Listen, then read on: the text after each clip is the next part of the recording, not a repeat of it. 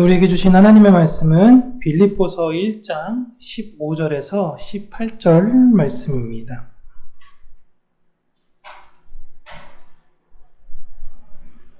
빌립보서 1장 15절에서 18절.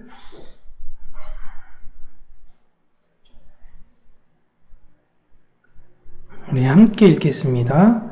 어떤 이들은 투기와 분쟁으로, 어떤 이들은 착한 뜻으로 그리스도를 전파하나니, 이들은 내가 복음을 변증하기 위하여 세우심을 받은 줄 알고 사랑으로 하나, 그들은 나의 매임에 괴로움을 더하게 할 줄로 생각하여 순수하지 못하게 다툼으로 그리스도를 전파하느니라. 그러면 무엇이냐? 거칠애로 하나 참으로 하나 무슨 방도로 하든지 전파되는 것은 그리스도니 이로써 나는 기뻐하고 또한 기뻐하리라. 아멘. 오늘 우리가 함께 나눌 내용은 긍정에 관련된 내용인데, 오늘은 좀 내용을 잘 이해하셔야 되는 그런 부분입니다. 우선 빌립보서의 배경인 빌립보 지역은요, 사도 바울이 원래 마게도니아, 환상을 통해서 가게 됐던 지역이죠. 원래는 이 지역으로 복음을 전할 계획이 사도 바울이 있지는 않았습니다. 지도를 하나 잠깐 보여드리면, 제가 PPT를 안 줬나요? 네. 잠시만요.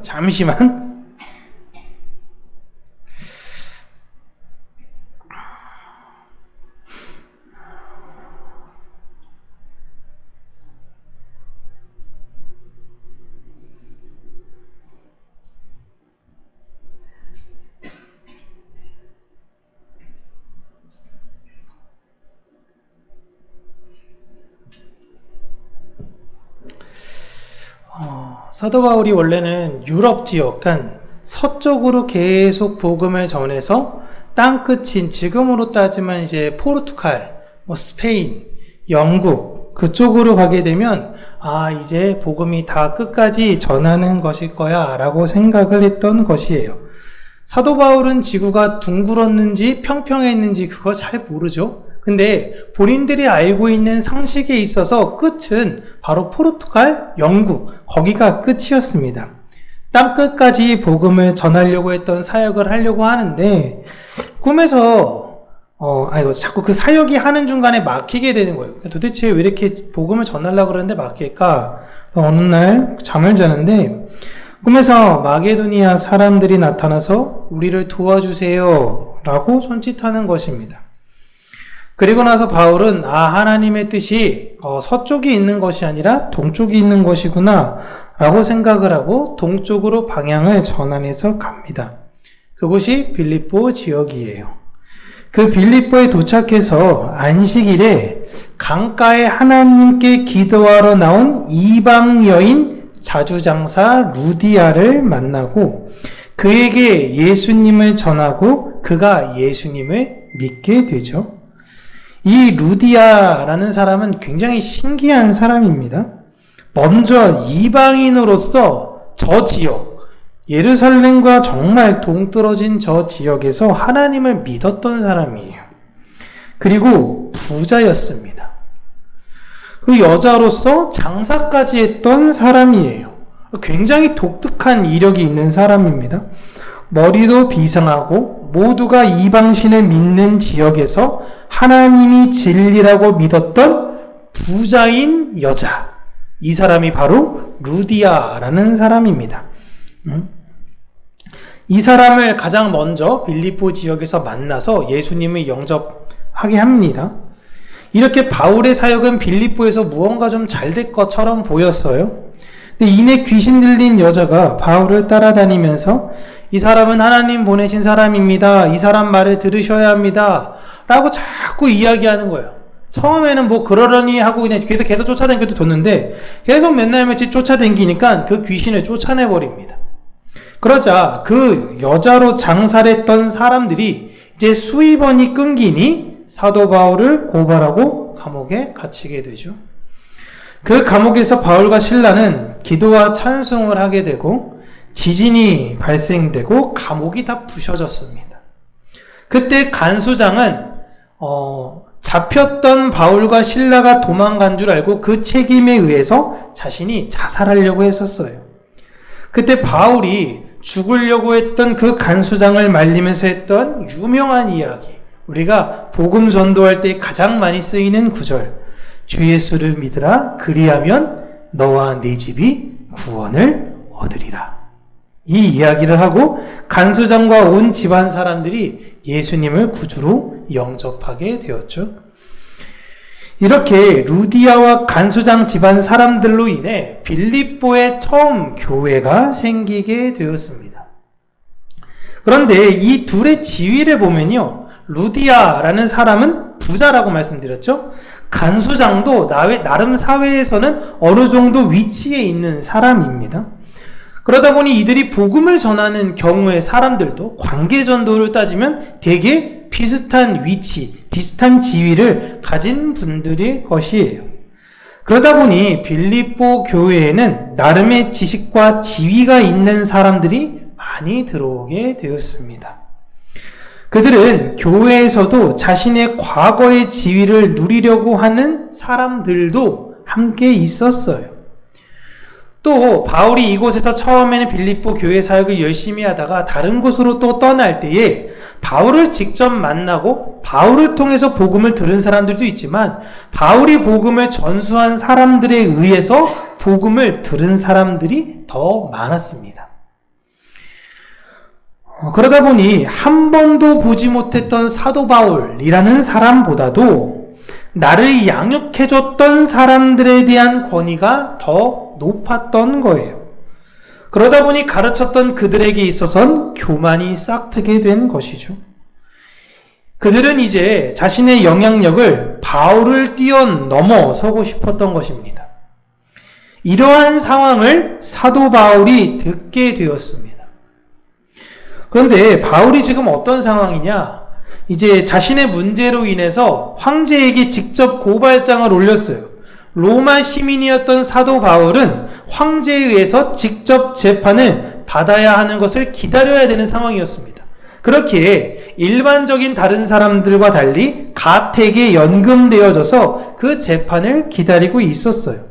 그렇기에 직접 말을 하러 빌립보 지역에 갈 수 없었습니다. 그런데 자신이 가지 못하고 다른 사람을 대리해서 보낼 경우에는 자칫 자신이 전하고자 했던 말이 오해될 수가 있었죠. 그러니 자신을 가장 옆에서 잘 보살피고 이해해줬던 사람인 에바브로디도라는 사람을 빌립보 교회에 보냅니다. 그렇게 쓴 내용이 이제 빌립보서예요. 빌립보서.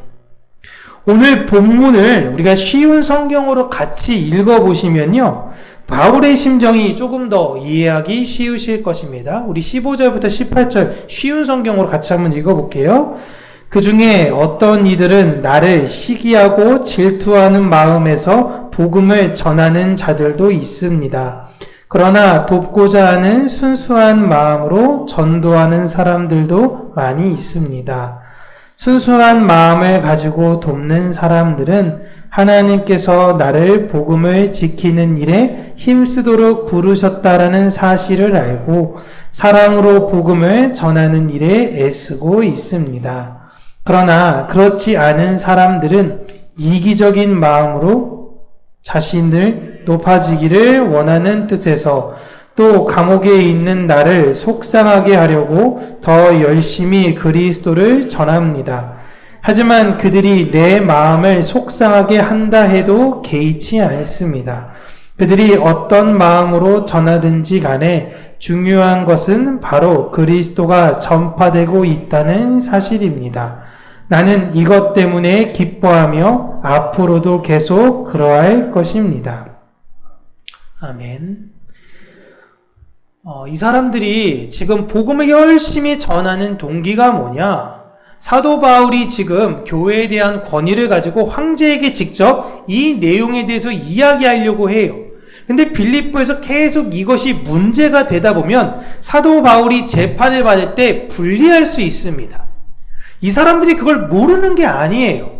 그러면 좀 자중해야 되는데 그것과 상관없이 바울이야 어떻게 되든 말든, 심지어 우리가 이걸 인해서 바울이 더 어려움을 겪게 된다 하여도 어차피 뭐 내가 하면 되지, 이런 마음으로 복음을 전했다라는 것입니다. 그런 사람들이 있다라는 걸 뻔히 알면서도 바울은 그들이 자신의 권위를 가져가든지 그들로 인해서 내 위치가 더 곤란해지든지 그런 것에는 관심이 없습니다. 그들이 하고자 하는 동기를 떠나서서 결국엔 그들이 예수님을 전하는 것이니 나는 예수님이 그들을 통해서라도 전해지는 그 사실에 기뻐한다라는 것입니다. 내가 그곳에 없어도, 내가 어디에도 없어도, 이 세상에 없어도, 빌립보 교회에 없어도 모든 교회가 예수 그리스도를 전하고 예수 그리스도 안에서 든든히 서간다면 나는 그곳에 없어도 상관없다. 그렇다면 바울은 왜 이런 마음을 가졌을까요? 오늘 제목이 여러분 긍정성이라고 이야기를 하죠. 한때 유행했던 자기 개발서 중에 시크릿이라는 책이 있습니다.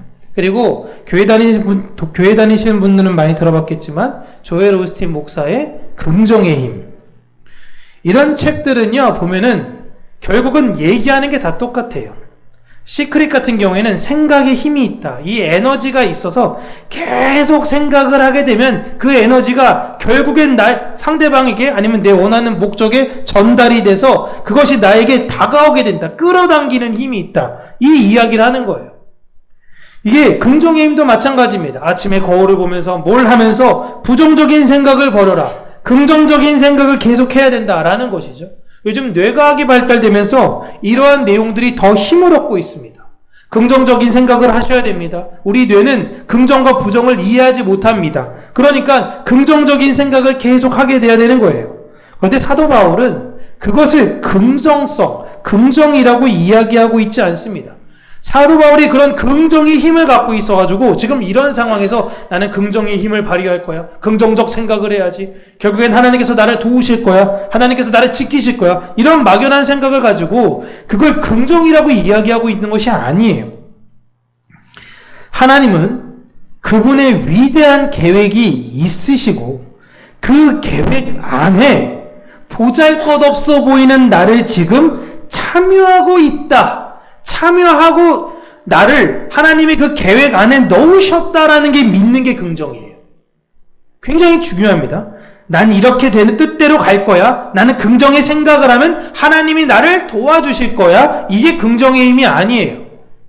조엘 오스틴 목사가 했던 얘기도 똑같은 거죠. 나 저 교회 가서 담임 목사 할 거야, 저 교회 가서 담임 목사 할 거야, 그러더니 결국에 자기가 그 교회 가서 담임 목사가 되더라, 그런 얘기를 한 거예요. 그럼 이제부터 저는 어떤 기도를 해야 되죠? 일단 근처에 있는 교회 중에 좀 어디 문제 있는 교회 없나? 딱 걸리면 나는 저 교회 내가 갈 거야, 저 교회 내가 갈 거야, 계속 긍정의 힘을 갖고 있으면 제가 그 교회 가서 담임 목사 되는 건가요? 하나님의 위대한 계획이 있으신데 내가 사실 거기에 필요가 없어요. 하나님 혼자 다 하실 수 있어요. 근데 하나님이 나를 그 위대한 계획에 참여시켜 주셨다, 이걸 믿는 게 긍정이에요. 그래서 빌립보에서 자신의 역할을 사도 바울은 끝났다고도 생각한 겁니다. 여러분, 내가 일하는 게 아니에요. 여러분들은 하나님께서 세우시는 것입니다. 내 역할이 끝나면 누군가를 통해서 하나님은 또 일하실 것입니다. 이런 마음. 크리스찬들이 이 세상에서 긍정의 힘을 가진 이유는요, 내가 한번 이 세상을 뒤집어 엎겠어, 내가 뛰어난 부흥사가 돼서 전 세계를 다 부흥의 물결로 뒤집어 엎겠어, 이런 생각을 갖고 있어서가 아니에요. 하나님이 이 세상을 그분의 선하신 뜻대로 이루어 가실 것을 믿기 때문이에요. 그렇기에 내가 지금 감옥에 갇혀도, 내가 어려움에 당해도 하나님은 하나님의 일을 하실 것이라는 것을 신뢰하는 데서 나오는 긍정입니다. 오늘 내용이랑 똑같은 거죠. 오전 내용이랑.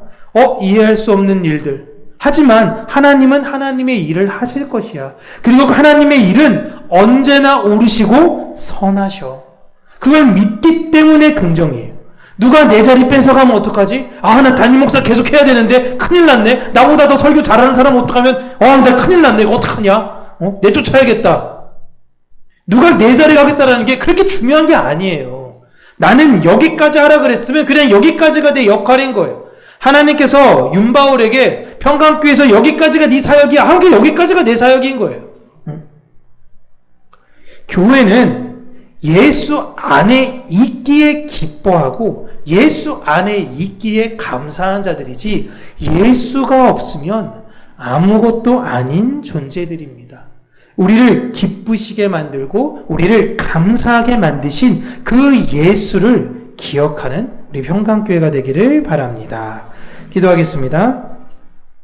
살아계신 하나님 아버지, 세상에서 내가 나를 속여 긍정적 생각을 가지고 내가 원하는 것을 꿈꾸면 이룰 것이다 라고 이야기하는 세상 속에 우리의 마음이 흔들리지 아니하고 우리가 이 세상을 기뻐하며 감사하게 살 수 있는 건 내가 건강하고 돈 많고 내 자녀들이 잘 돼서가 아니라 살아계신 선하신 완전하신 그 예수께서 나에게 계시기 때문이라는 것을 잊지 않고 살아가는 우리 평강교회 모든 성도님들이 되게 하여 주시고, 특별히 이 오후 예배 가운데에 하나님께 나와 하나님의 말씀을 듣고 하나님을 찬양하며 하나님께 기도하는 우리 성도님들에게 하나님께서 그 놀라운 은혜와 축복을 허락하여 주셔서 이 세상을 살아갈 때에 슬프고 어렵고 괴로운 일이 많으나 내 안에 계신 예수로 말미암아 기뻐하며 감사하는 심령들이 될 수 있도록 은혜 더하여 주시옵소서.